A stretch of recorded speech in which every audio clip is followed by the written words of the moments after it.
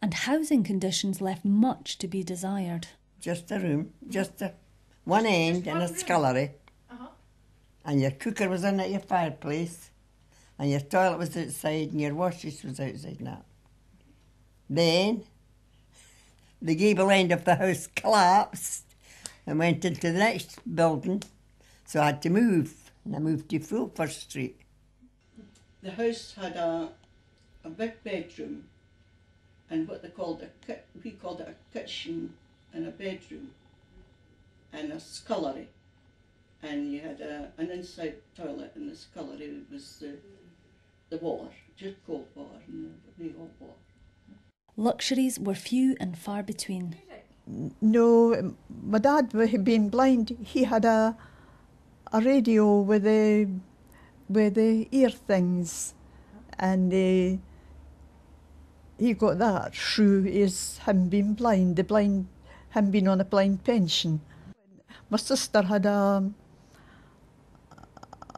what do you call a gramophone, a tall one in a cabinet, and she used to wind it up, put the record on, and my mother used to sit and listen to that. And she liked to sing all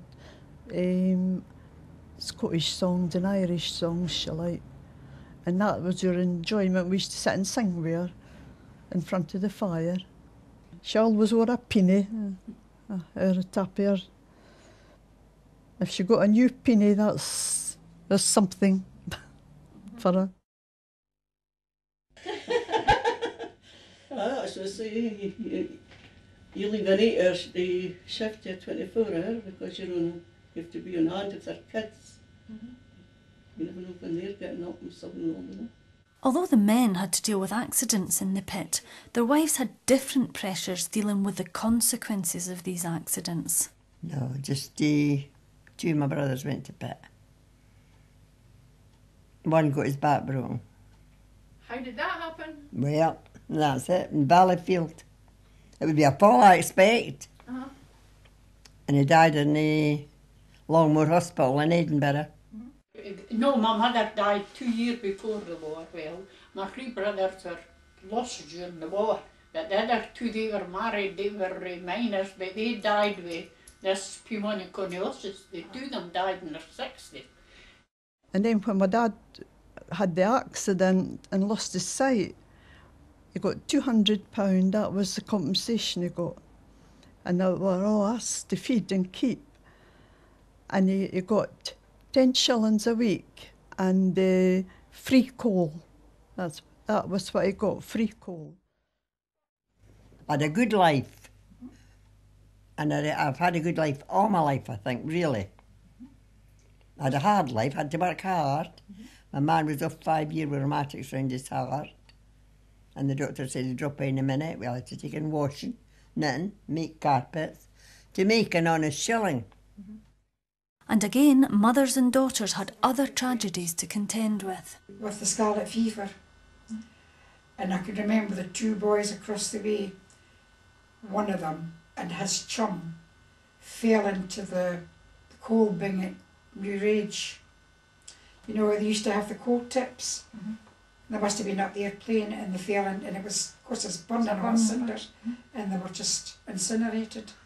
That's why you were never allowed to go out of the street, because there was the railway, there was the coal bin, there was what they called the Klondike up the Sea Road, which was like a swamp. People drowned in there when the ice was on it, and they used it as a skating rink, and kids drowned in there. And there were boys up on the pit head capering and throwing things around, and the watchman came and they ran off. But my Uncle Hughie and Abby was walking through the woodyard, and he just nabbed them, said they were trespassing, and took them up to the police station. And they were tried and told they would get the birch rod and so many strokes to learn them a lesson, not to trespass. And all the folk in Lochgelly, most of them was up at the town house and up at the police station, booing and hissing and telling them to let them go and not to do that. If her uncle Abby wasn't strong, he died no long after it. And my brother took the full force, but my uncle Abby collapsed after the first stroke. And I think it was after that it was put a stop to.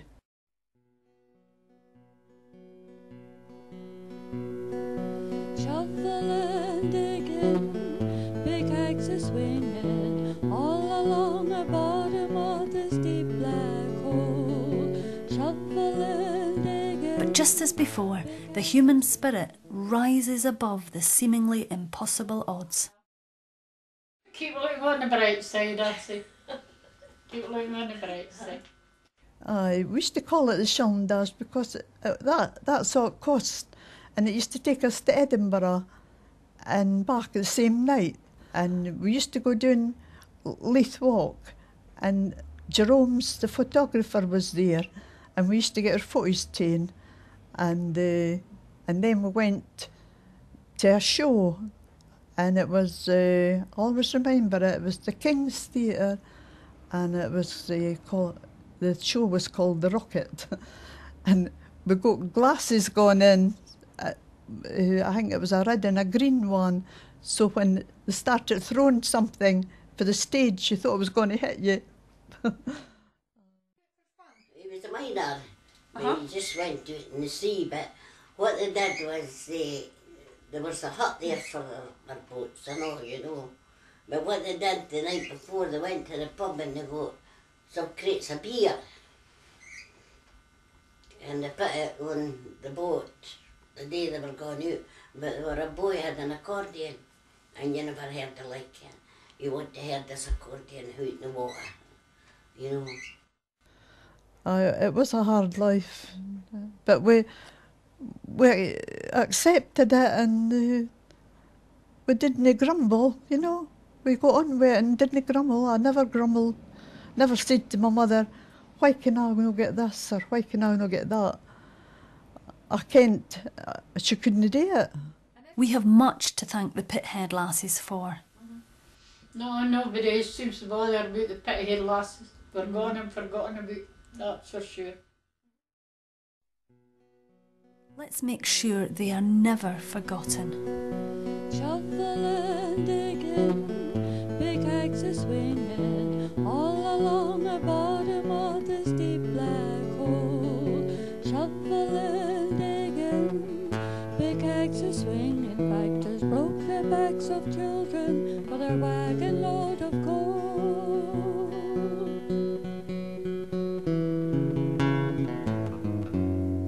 Come up from out the ground and show us what they've done. Those men in their big hooses, your face is black, their lump. And there'll be no warming pan where you go to lay your head.